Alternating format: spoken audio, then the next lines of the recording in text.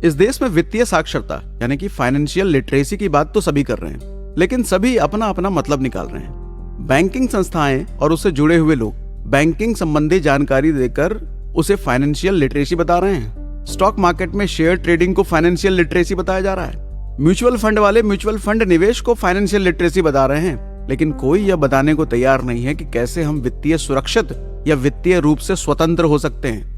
किसी भी व्यक्ति के लिए वित्तीय योजना यानी कि फाइनेंशियल प्लानिंग बनाना सबसे जरूरी होता है, क्योंकि इसके बिना आप अपने भविष्य को मजबूत नहीं बना पाएंगे। वित्तीय योजना बनाना इतना मुश्किल काम भी नहीं है, बस आपको योजना के हिसाब से अपने आप को ढालना पड़ेगा। जैसा कि मैंने आपको शुरुआत में बताया कि फाइनेंशियल प्लानिंग के साथ में आपको अपने इमोशंस को भी कंट्रोल करना पड़ेगा। मैं ऐसा इसलिए कह पा रहा हूं क्योंकि फाइनेंशियल प्लानिंग की सबसे बड़ी दोस्त बचत है। आप बचत करेंगे तभी पैसा बनेगा, और पैसा बनेगा तभी तो निवेश के लिए योजना बनाई जाएगी। फाइनेंशियल प्लानिंग की शुरुआत 4 फैक्टर से होती है।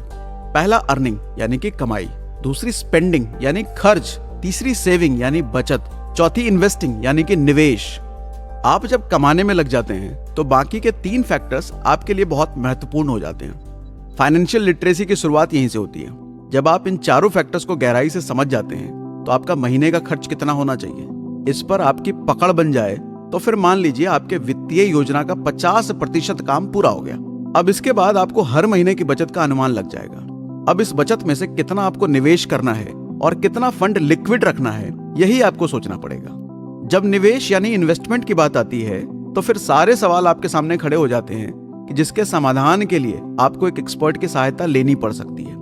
अब मैं साधारण शब्दों में कहूं तो भाई ये प्रक्रिया ही फाइनेंशियल प्लानिंग कहलाती है, जो आपको कुछ ही वर्षों में फाइनेंशियली मजबूत और आजाद बना देगी।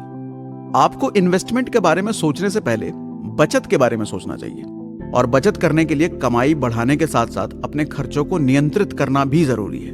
मैंने कई लोगों को निवेश के लिए भी लोन लेते हुए देखा है। इसके 2 ही कारण हो सकते हैं। पहला, आपके पास बचत नहीं है, या फिर आप लालच कर रहे हैं। कुछ ऐसी स्थितियां भी देखी गई है कि लोग अपनी सैलरी को ज्यादा रिटर्न के लिए शेयर बाजार में लगा रहे हैं और अपना खर्चा क्रेडिट कार्ड से कर रहे हैं। अब यदि ऐसी स्थिति में आपके शेयर बाजार के निवेश का रिटर्न नहीं आ पाया और आपकी सैलरी भी निवेश के चक्कर में फंस गई, तो जनाब अब क्या होगा?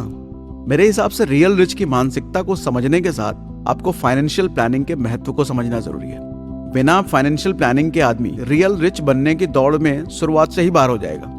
एक ऐसा इंसान जो फाइनेंशियल प्लानिंग कर ही नहीं रहा है, वो रियल रिच बनने की दौड़ से शुरुआत से ही बाहर है। एबिगेल जॉनसन ने कहा भी है, रिटर्न बहुत मायने रखता है और यही हमारी पूंजी है।